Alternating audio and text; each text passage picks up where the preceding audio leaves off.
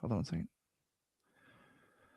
We are New York and we play basketball. We're gonna win it all. We are the New York Knicks. So I and Alex are very proud of the fact that the New York Knicks won the NBA championship. But even more so, we are proud because it is Pride. This is June 2026. We're celebrating Pride. And what better way to celebrate Pride than in a galaxy far, far away in a time long, long ago? Because guess what? Star Wars is not made up of all straight cis people.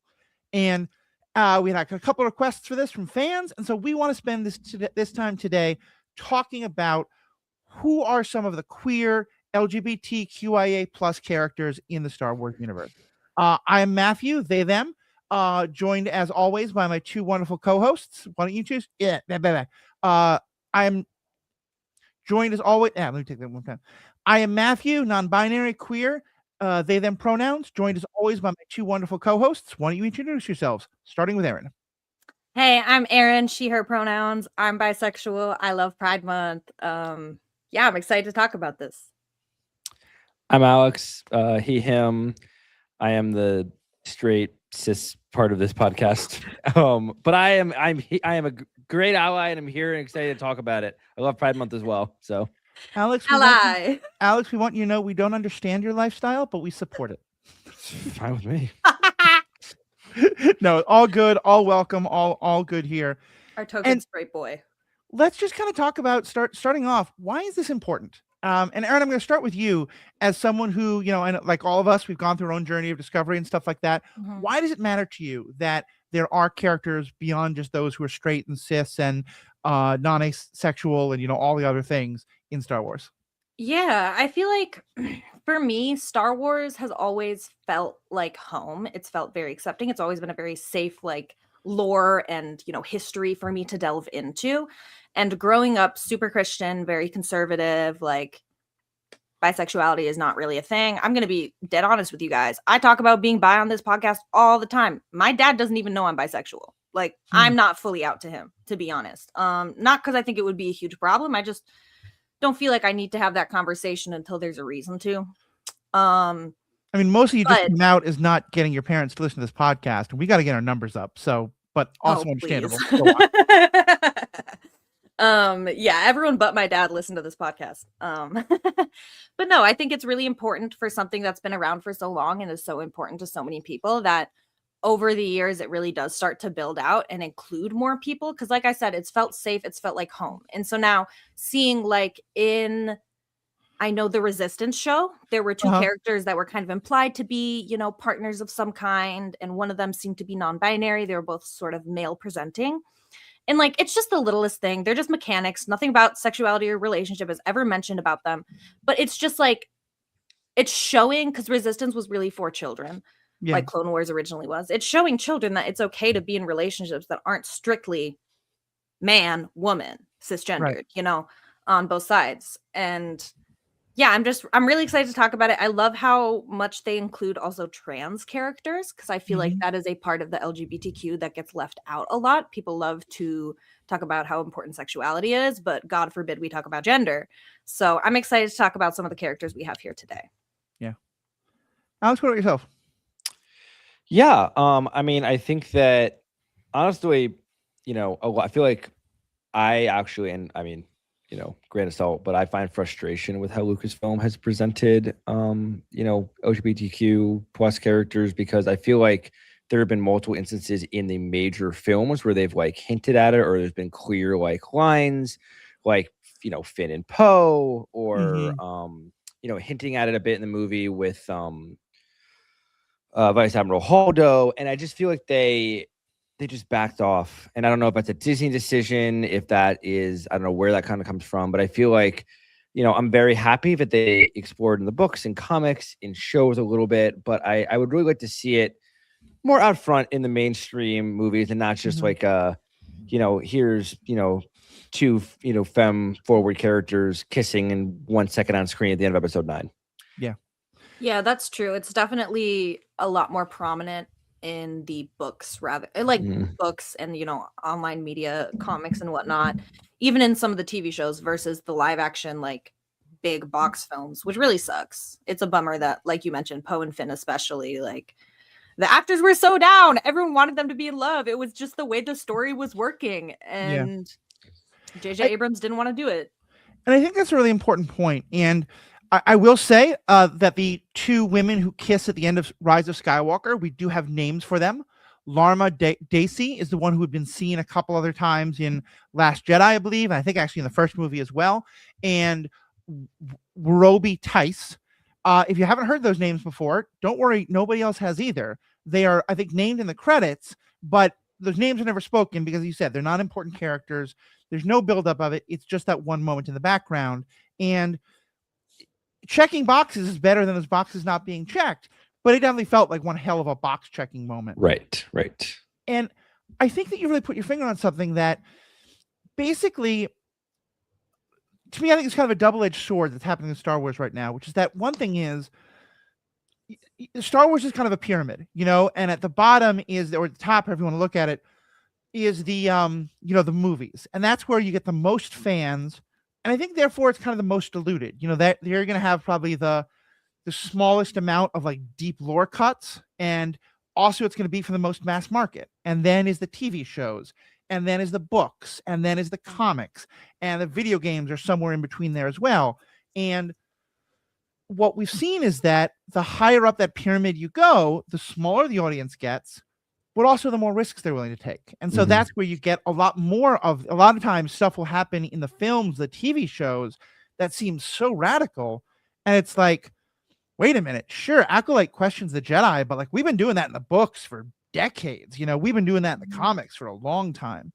And on the one hand, I think part of what we're doing today is celebrating so much queerness that happens, especially as we get higher up that pyramid, but also talking about why it's important that it's getting further and further down, and the TV shows are doing it more and more.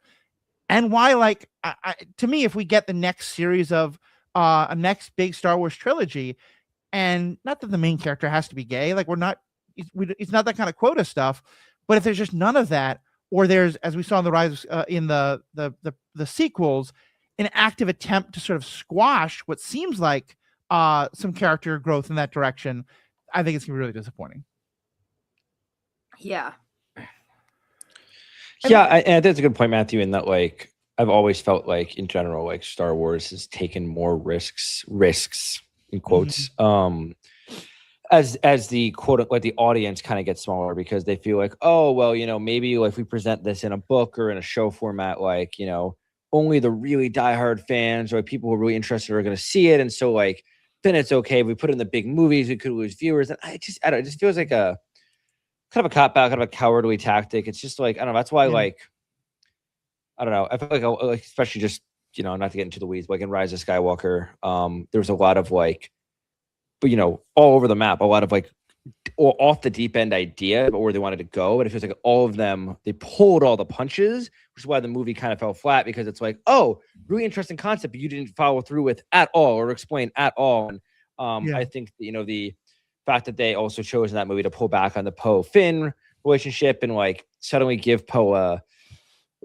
female love interest that we'd never seen before. And I don't know. It just again, I felt like they really just like JJ decided to take absolutely no risks in episode 9. And it's frustrating. I think the last part we said there is also really important because, and this is something that we've not talked about as much, but certainly if you listen to podcasts about Supernatural or some of those other shows like that, Doctor Who, Sherlock, people talk a lot about queer baiting and the idea of like, how much are you going to imply that something is happening? How much are you going to like hold back on it happening? Erin has gotten herself an alcoholic beverage, so hopefully that will liven up the podcast just a little bit more. But I think, and the response to that is sometimes that what they'll do is they'll kind of queer bait or just the fans will run with that theory. And then what the producers will do or the writers will do is say, okay, no, but we're going to introduce a heterosexual love interest that doesn't seem needed in the plot at all. And where it's pretty hard to believe that they're doing anything except saying, no, look, here's this person in a straight relationship. And as you mentioned, they give Poe sort of someone from his smuggler background that he can kind of flirt with, sort of, which doesn't seem to serve the plot in any important way. And even with Finn, they'd given him Rose Tico, and there was obviously a flirtation there, but the fans didn't like her, or at least one awful part of the fandom didn't like her. A lot of us loved her. And so, yet again, now, not only was he not going to flirt with Rey, he wasn't going to flirt with Rose. Now they gave him a black stormtrooper woman, which, again, another, as you just said, a fascinating concept. The idea there's more stormtroopers breaking away, that's a great concept. But as it was executed, they barely scratched the surface, and it really felt like it was just a way of saying, look, Finn and Poe are just good friends because look at the love interests that they both have. And that, to me, that feels cheap. And I think that's part of why the kiss at the end of Rise of Skywalker felt so like, it's like just throwing it in to be like, no, don't accuse us of being homophobic. Look, we have Right in the last possible second of the last Star Wars movie. Yeah. Let's throw in a lesbian kiss, because we're so woke here at Lucasfilm. It's like, guys, you had so many Yeah. opportunities to actually do this right, and It just don't felt like they took the two male like characters that could have been, queer in some way, and they were like, no, guys, don't worry. By the way, our main characters are straight. Just to clarify, they're fucking straight, okay? But these other people, like, yeah, there can be gay people in Star Wars, but God forbid they're like a named character that's name is spoken in the movie. right. Mhm. Right. When really they could have just left it ambiguous. They could have just not thrown in any love interest for Poe. I mean, Zori Bliss is a really cool character design, but I don't really see what she did for the overall story. Yeah. Other than being like, OMG, Poe has a girl he can like. Which really sucks for that actress because they're very talented and good in other stuff. I can't remember the name off the top of my head. But yeah, it felt very cheap and very much like, oh well, look, we can still do a gay kiss, but God forbid it's the main characters. And I feel similarly kind of about Lando Yeah. from the Solo movie. Like, Lando in general, extremely bi-coded. Yeah. And I just would have loved if the droid that he had a sexual relationship would have been a man or more male-coded, quote unquote. Not that droids really have strict gender, but L3 Was something or female another. voiced and I think very female coded. You're right. Yes, yeah. Or at least a voice that the voice actress was herself female and presented as female as we understand it.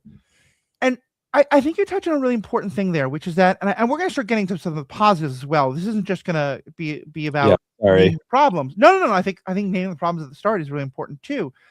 But one of the things, there's a number of canonized queer relationships and queer characters and ace characters and trans characters. But one other thing that's been happening that I kind of have mixed feelings of, and I want to know what you guys think of, is where a character exists sort of, at that wider stage and is coded, and then it's confirmed in a much smaller audience venue. So, for example, Lando Calrissian is very kind of swishy in the original movie. I don't think he's queer coded necessarily, but certainly he's not like, masculine McMasculine in that kind of a way. Just Brother the fact with a cape. Yeah, just the fact that he is a black character who is shown as not only the equal of, but as a potential romantic partner to Princess Leia in a way that Han can get jealous of. Like, that alone is radical for the early 80s. But Yeah. by the Solo movie, he's obviously very pan-implied. And the actor has said that he, Childish Gambino's real name, Donald Glover. Donald Glover, thank you, has said that he very much intended on playing that. But also, apparently, in Lando's standalone comic, which is canon, he is confirmed to be pansexual. Nice. Similarly, you mentioned Admiral Holdo. Holdo, I think you get some elements that she might be queer in the movie. Yeah. In the book, Leia, Princess of Alderaan, which talks about her friendship with Holdo as teenagers, Holdo is confirmed to be queer. Two of Padme's handmaidens, hold on, I had it right here. Yana and Sabe. Yana and Sabe, thank you. They never really get named in the movie, but in the Queen's Shadow, Queen's Peril, Queen's Hope books, they're confirmed to be in a queer relationship. Is Sabe the one that gets blown up in episode 2? No, yes. No, I don't believe. It's I'm Sache, not Sabe. Sache, Sabe gets thank blown you. up. It's Sache and Yane. My bad. Okay. That was- Okay. Sabe also does not get blown up though, because she's one of the ones who's still around at the end of the movies, doing stuff like comics. So yeah, it is somewhat yet again, but we'll get into that later. But point is, and there's some other examples as well. Tarkin, there's a story about him in one of the from a certain point of view books. there's actually in a certain point of view books, there's a number of characters who some are big and named, some are just like a pilot of an A-wing in Return of the Jedi who are later claimed as trans or bi or something like that.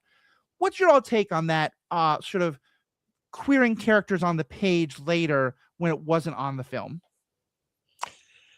I mean, similar feeling, I feel like, where it's like, like I kind of said earlier, Matthew, like I am happy that like they are exploring it at all in the Star Wars canon universe.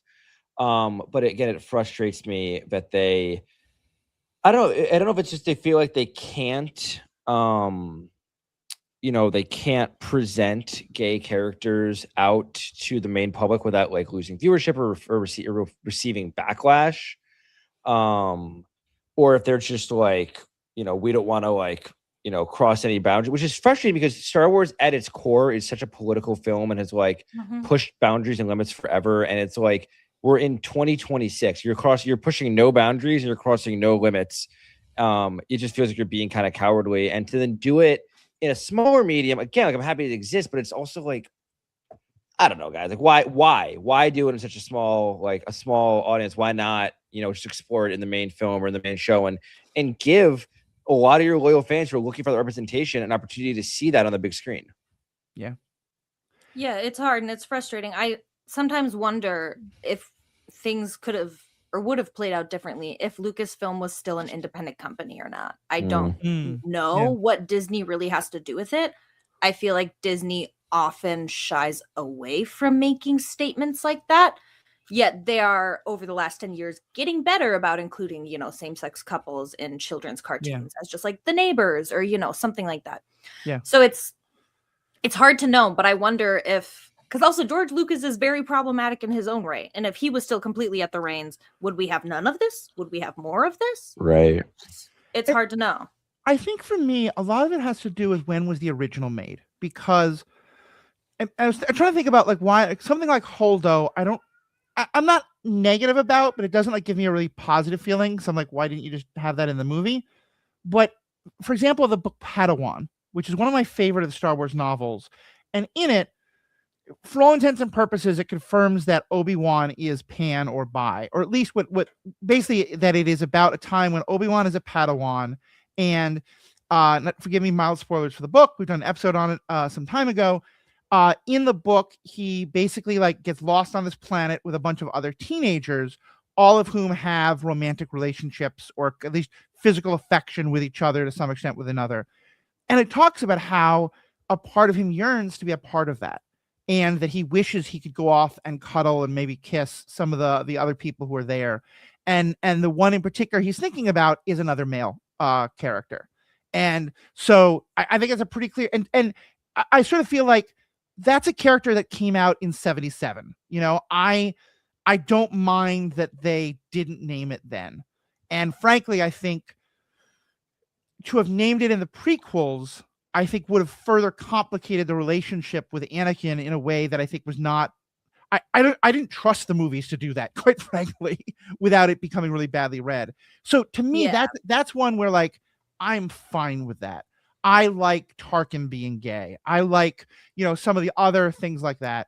But yeah, someone like Holdo or like Londo, it's like, yeah, it's great that it's happening in other places, but you could have just done it in the main story. Yeah. Yeah, it's hard, and I hope we'll get there eventually, but it sucks to see how many characters had like a breath or a whisper of that in main media and then really get built out later. And it's like, wow, well, I would have loved to know this about that character when I'm seeing them in this big movie or whatever it may be. But we still have a lot of really great queer representation throughout other media in Star Wars. Yeah. So, and I want to get into some of our favorites of that. Mm-hmm. And the first thing I want to say is that for a lot of people, I don't think these sorts of people are listening to this episode anymore, though if you are, welcome, we'll take your money and feel free to give us an angry review. But I think a lot of people who are very against this kind of thing will often say, oh my gosh, this is Disney making Star Wars woke. And so I want to make very clear, Disney did not come up with the first queer characters in Star Wars. It did not come up with the first trans characters in Star Wars. These were things that were happening kind of on the edges of Lucasfilm, but they were definitely there. and you all might be able to tell me more about this, but I know in the game Star Wars Knights of the Old Republic, there was a character who you're introduced to who is trans. Wait, I just had it right there. I'm sorry, no.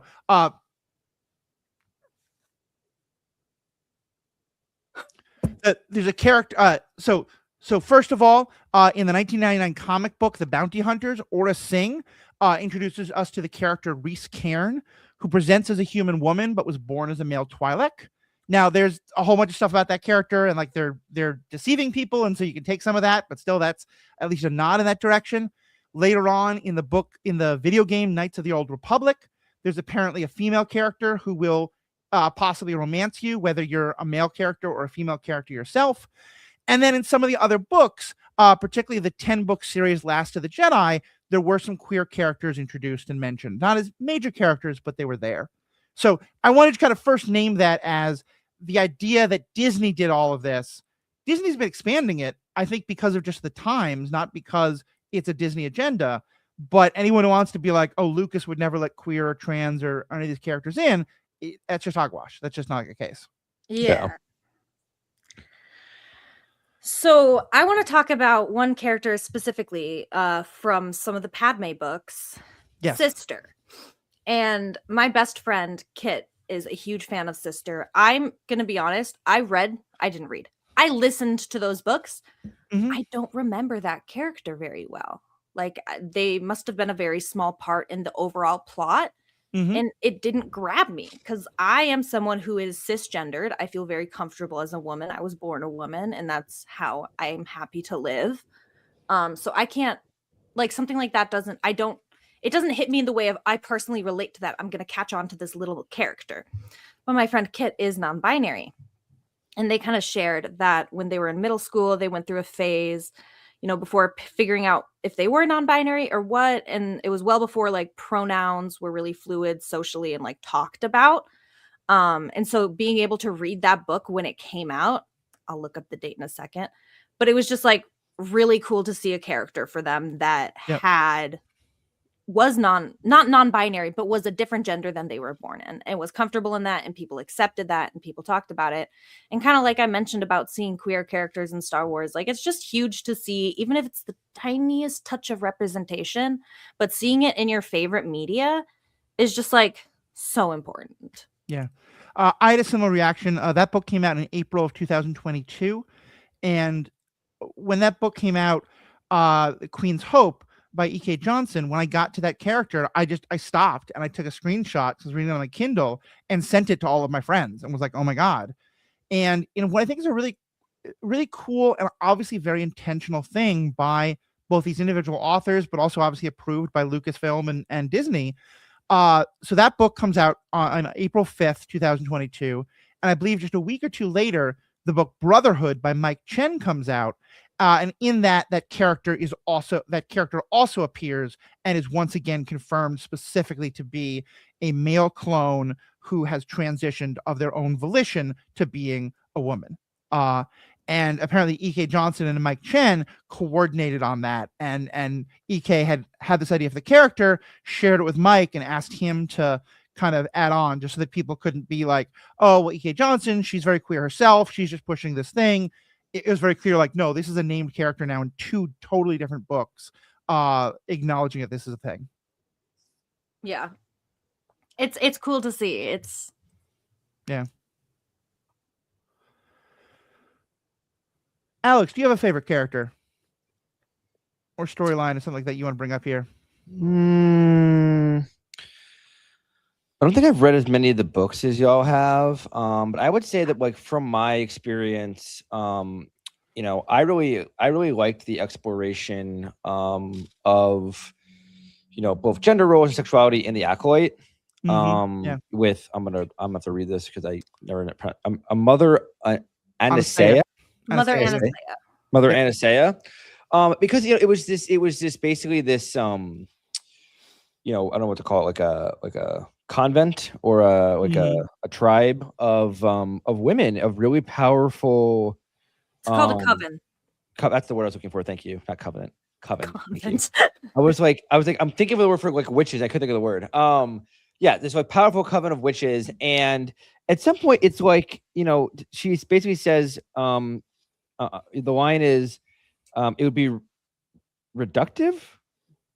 Yeah, Leslie Headland said that it would be reductive to call the witches lesbians because, Right. and Leslie Headland is the writer and the creator of that show. And what she meant is that like a lesbian is a person in a multi-gendered society who is a woman who chooses to only be with other women, and that theirs is a Mhm. society that is specifically women only.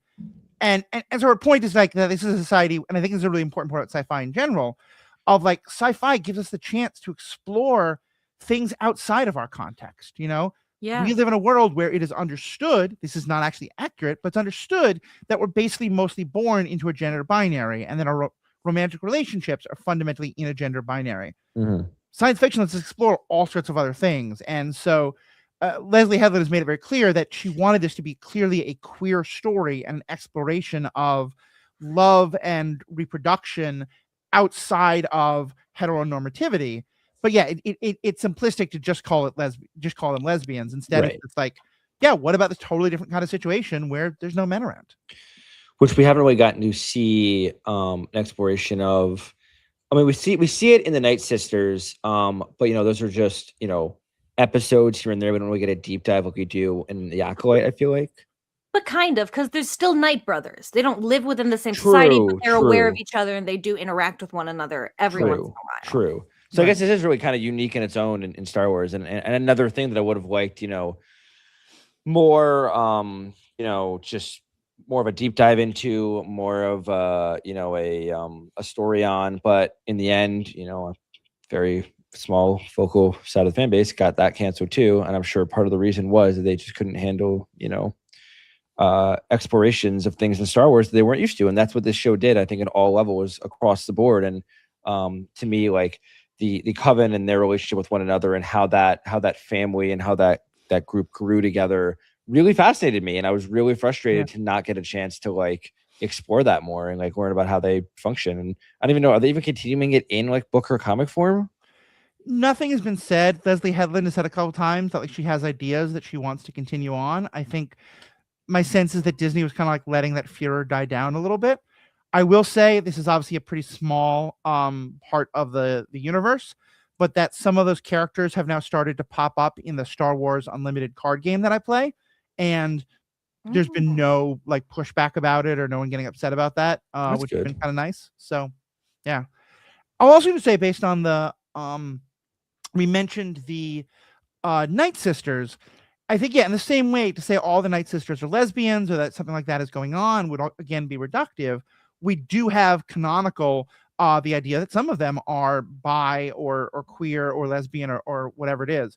The character that I know best, and if you guys have played the second Jedi Survivor game, you might be able to comment more on this, but the character of Merrin, who is a former Night Sister, is introduced in Jedi Survivor and clearly has a flirtation, like growing romance with Cal Kestis, who's male, and as part of her history mentions that she had a lover among the Night Sisters. Yep. So to me, that's her confirmed as being bi or queer some way, Yeah. both sapphic and also interested in men. Yeah, I'd agree. And I like that. Because also there's something to be said for I mean, not to get on my high horse, but like the erasure of bi women who date a man. And Yes. being like, well, you're with a man, so clearly you're not actually that bi. Like you were just like exploring or something.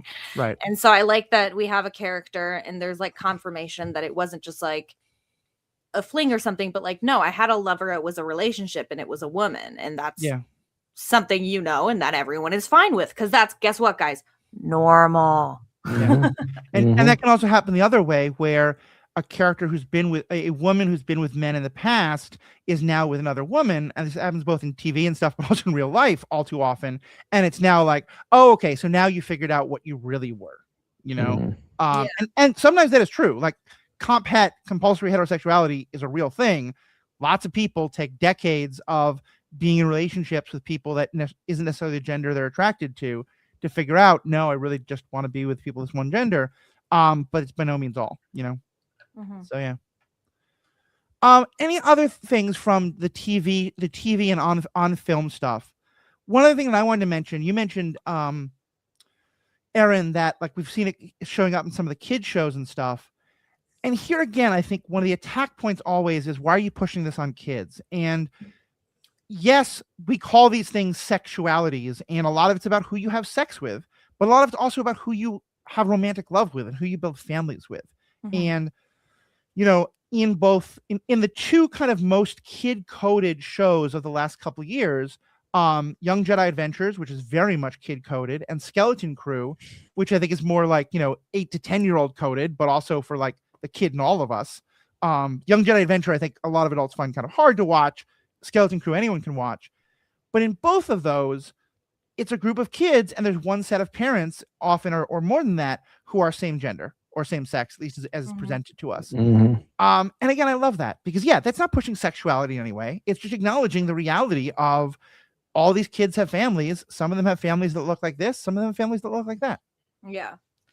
And I think it's so important to include that in media, like, especially as it's weird to say, like, as the world grows and changes, because people who like more than one gender have been around since ancient Egypt and ancient Rome. Like, but the modern world has been very adverse to it.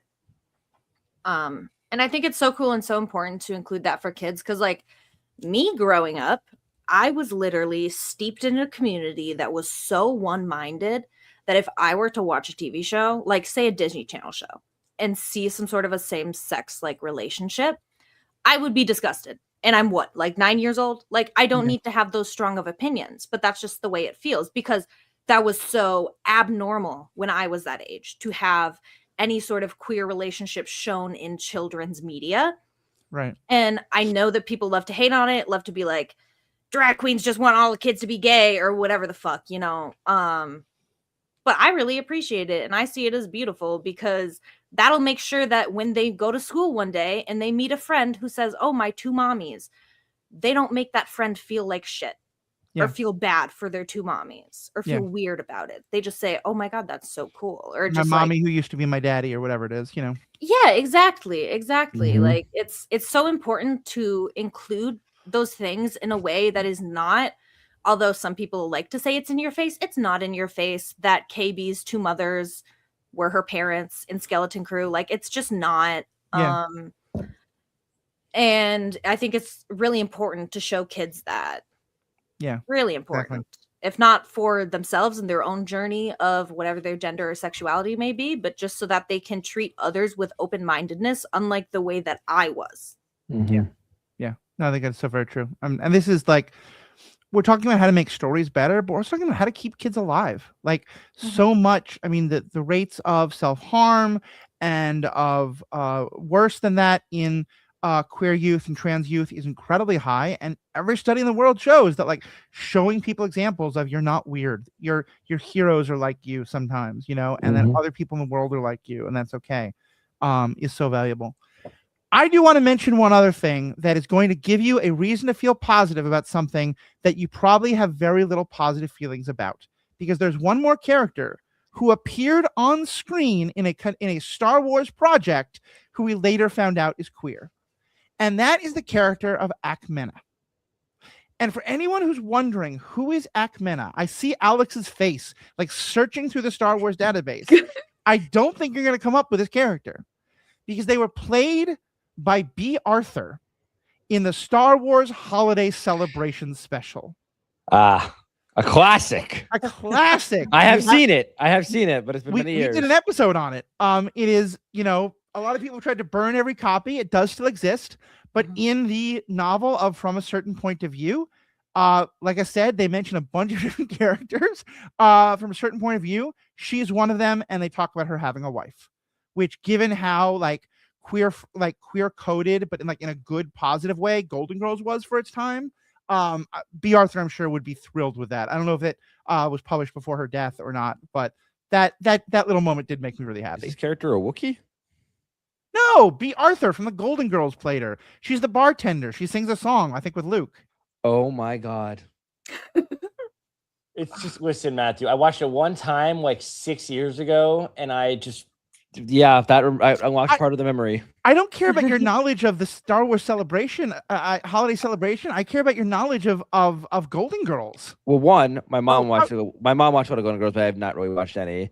Two, why couldn't be good? Why couldn't she be in a fucking Wookiee costume? Because she's great. Like she I'm looks- just saying it could have happened. it could. Okay, that's fair. That's fair. I Could've. will withdraw that. See, when Anyway. Go ahead. you brought this up, I thought you were going to talk about somebody else. Who do you think I was going for? I thought you were going for Grand Admiral Tarkin. Oh yeah, no. Tell us about Mr. Tarkin. I Grand thought you Moff were going Tarkin. straight for Tarkin. Grand Moff.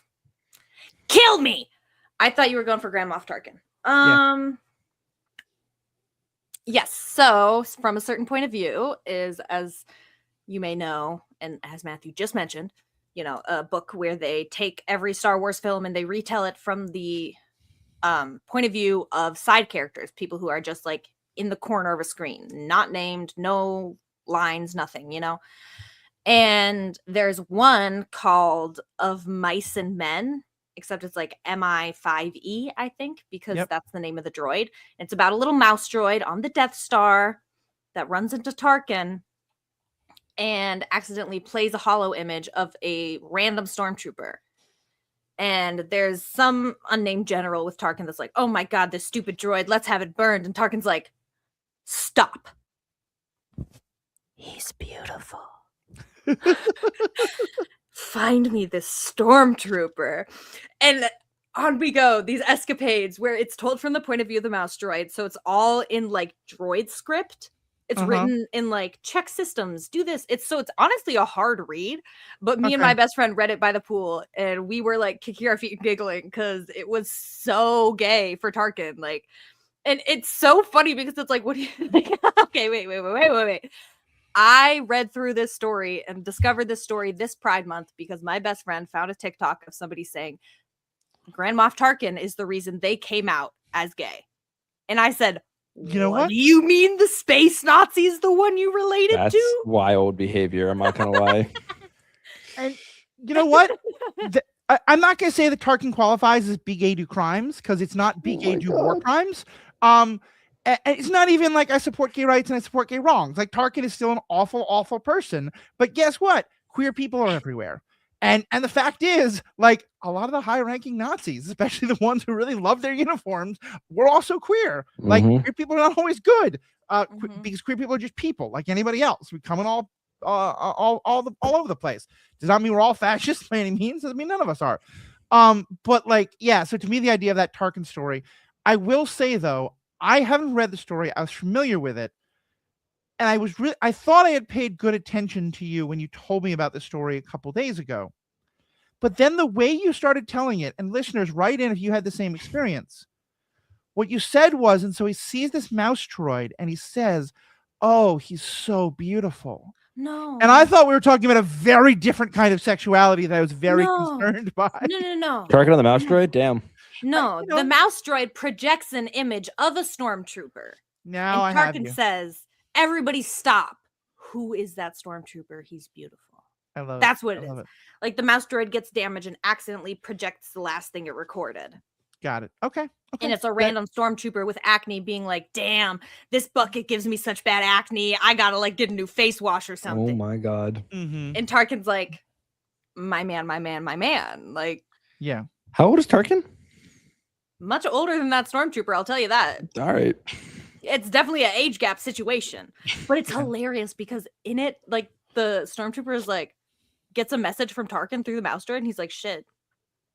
Look, Mousy, you and I could play this real good if we do it right. Like, if I play my cards right, I could get us a transfer to Coruscant. We could be doing droid racing. Like, he's trying to use Tarkin as a sugar daddy. It's Oh my God. great. Oh my God. I love it. I love it. One thing I want to kind of comment on, and this I think we especially see in the books, and this is the kind of thing that we could see a lot more in the TV shows and movies, and have seen a little bit of, is, and this is true about science fiction in general, but especially in Star Wars, and I mentioned this before, like part of the point of going out into alien worlds is that we don't have to be stuck with the human categories that we have. You know, we can have, and even back in 1977, there was some of this, like the amount of alienness that you see in that cantina in a world where most science fiction was humans with weird ears or foreheads was mind-blowing. You know, people like the Ithorian, the one who used to be called Hammerheads, you know, or even Guido or stuff like that. But they were all still primarily bipedal humanoids. And in more recent books, they've really started to explore that all these things can happen. And so, and I want to just kind of lift up, I don't want to spoil too much. I'm going to be very vague here, but in the High Republic, especially, we've seen there's a pair of twins who are Jedi who are both, you could describe them as trans-binary or non-binary. Part of why I'm not saying what exact term they are is because these are human terms. They don't apply. Their species is literally like not as gender. They're I think much more fluid about gender as a species than we as humans are. And that's both like there's like their philosophy of it, but also just literally their biology of it. Similarly, Hutts are able to some extent to switch genders at various points in their lives. If you think of Jurassic Park, I think it's supposed to be kind of like a reference to that, of how lizards can do that based on circumstances and things like that. There's a number of also others who are human characters or other races who are gendered or sexual and are just, in one of the first books. Wait, let me find it for a second. One of the first characters you meet, I don't have written down what book it is, maybe better because I don't want to spoil it, but is a character who is a captain on a ship where a lot of people are hooking up with each other. And one of them kind of look at the captain and like, so what about you? Do you like this person or that person? And he says, you know what? I just like being friends. I just really like having friends. And they don't use the word ace, but every ace person I know who's read that book was like, oh, that's me. And the way he talked to anyone on the asexual, aromantic spectrum has been like, yeah, that's I can see myself in that. And similarly, there have been non-binary characters with they, them pronouns. There's a character in one of the Queen's books that has neopronouns. Some of it because it's sci-fi and just different races. Some of it's because you can be binary in gender or binary in sexuality, but they're not. And I love that so much. I love that at least in those books, we're really pushing the bounds of it doesn't have to all be the same. Absolutely. And we're seeing some of those more asexual characters on screen as well. I know in your research you had found Vernestra Rwoh is considered to be more of an asexual character. Mm-hmm. And for anyone who's seen the Acolyte, that's the bald green Jedi with the lightsaber whip that is most likely the Stranger's master. Mm-hmm. So it's so cool to just and I don't know if this is problematic of me to say, but knowing that character's ace and reviewing the way they act, I'm like, it makes sense. Mm-hmm. Mm-hmm. It comes together. As someone who has and is very close to some asexual people, it makes sense. And also, to be clear, ace can mean anything in regard to actual what sexual activity is. Ace is not necessarily by definition celibate. For those who have had a lot of feelings or written a lot of stories about Vernestra and that whip, just know that's still in the realm of possibility. Enjoy. But might not be. But you know what? You write what you want to write. So I know that whip had an effect on a lot of people. There's one other relationship. So just kind of a banner connection for the High Republic banner endorsement. Also, just to clarify something, Aaron, I know this is what you meant. Vernestra was the Stranger's master, we think, when the Stranger was a Jedi. Yes. Not that she's secretly a Sith or something like that. Yes. Yeah. Sorry, but thank you for that. She's pretty bad and doing some dark sidey things. But yeah, to be clear on that. Let's end then with what I think my favorite queer relationship in Star Wars, but is also very much on the just barely canonical, if you squint your eyes a little bit, a lot. It reminds me a lot of the main relationship in Legend of Korra, where it was really strongly implied, and in the last seconds of the last episode, they were supposed to kiss, but then they didn't. Mm. And I'm talking here about, from Rebels, Agent Kallus and Garazeb Aurelia. Yeah, dude. Aaron Love. Yeah, Aaron, talk about this relationship and why it's seen as queer. Me? I've seen Rebels the least. Alex, you want to take a shot? I mean, I feel like I'm not overly qualified as a straight person, but I can try. Boy, go. I don't know. It just feels like throughout the series, Kallus, I think that you can almost even look at his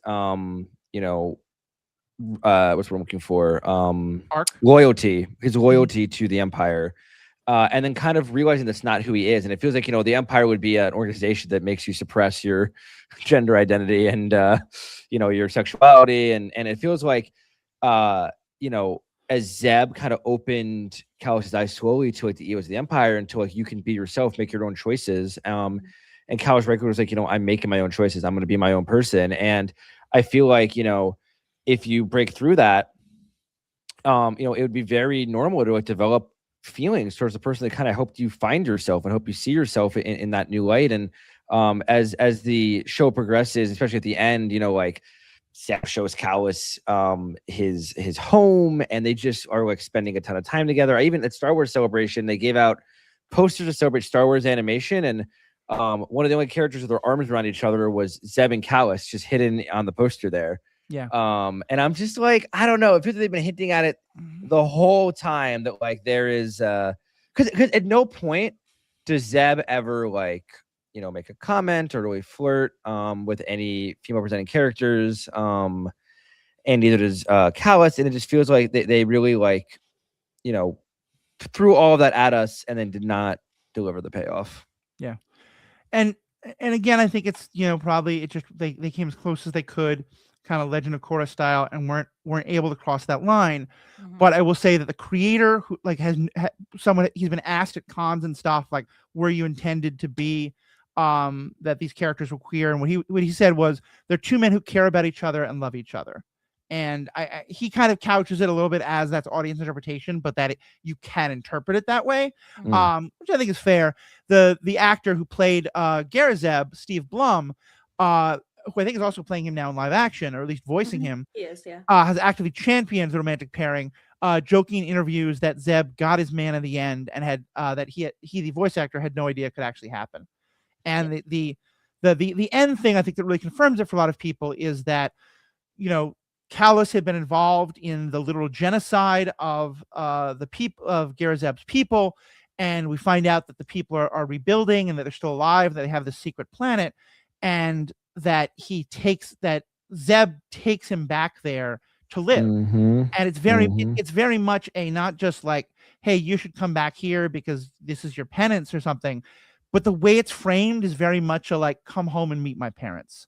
Like we see his introduction to Garazeb's kind of two big mentors who are kind of parental figures to him, and it really has that like who's coming to dinner kind of a feeling to it, and so I think that's where a lot of people were confirmed, and I love that. And Garazeb is now appearing in some other Star Wars stuff. He was in Grogu and Mandalorian and Grogu. He was briefly in some scenes from Mandalorian for the Acolyte. I mean, Ahsoka, sorry. Ahsoka, yeah. Not Acolyte. That would have been very weird. I think he's probably going to be in other properties. The immortal Zeb. Or at least was hoped to be, given how Mando and Grogu did. We don't know. But to me, that's one where, unless he mentions, like, I got to get home to, because Callus is waiting for me or whatever. Or probably I'll use Callus's first name that I forget because I just think of him as agent. Alexander. Unless there's some like reference to him and Alexander being together, I think a lot of fans are gonna be pretty pissed. Like we wish it had happened before, but if Zeb's gonna continue to be a character, it's got to be confirmed for us. Yeah, they're the ultimate enemies to lovers. What can I say? Yeah, it is both a beautiful enemies to lovers and one of the only truly earned redemption arcs that I've seen. And I say that as someone who absolutely loves Vader's turn, but would never in a million years call that a redemption arc. That's not a redemption moment. Ventress, I think, has had some. I think Callus's to me is a lot more believable. Fair. Callus is the Zuko of Rebels. Yes, very much so. I think Zuko is one of the only ones. I'd put Catra from She-Ra as like probably those three are the top three. Yeah, Zuko's one of my favorite arcs ever. I'm gonna nod and pretend I understand those references. Avatar. You've got to watch She-Ra someday. I know. You gotta watch Avatar someday. I know it's from She-Ra. I do. Yeah. All right. Any other last things you want to say before we wrap up this topic? I don't think so. I think there's a lot more left to explore in this universe as more content is made. And if there's any characters that you have resonated with as you've read and watched and grown up, we'd love to hear from you and share with us, and we can mention them in a future podcast. But yeah, just write to us. Matthew, what's the best way to reach us? You can reach us at Matthew@theethicalpanda.com. And of course, also you can find us in any of our social media links, all of which are in the show notes for this episode. Bang, bang. Well, on behalf of myself, Aaron, Alex, thank you all so much for listening. Go New York, go New York, go. Yeah, you're getting to stay classy in New York City again. Stay classy, Madison Square Garden. See y'all. Never. There we go. There That's we what go. Wemby said. That's Little all bit- I know. Yeah, Little that's bit of actually lo- facts. He did say it at the end of his press He conference. said it at the end of the press conference. See y'all. 'Cause he's Never. a loser. And then the comment section was just calling him long and wrong, lanky I and mean, cranky. I don't know what he thought he was doing with that comment. I don't know if he thought he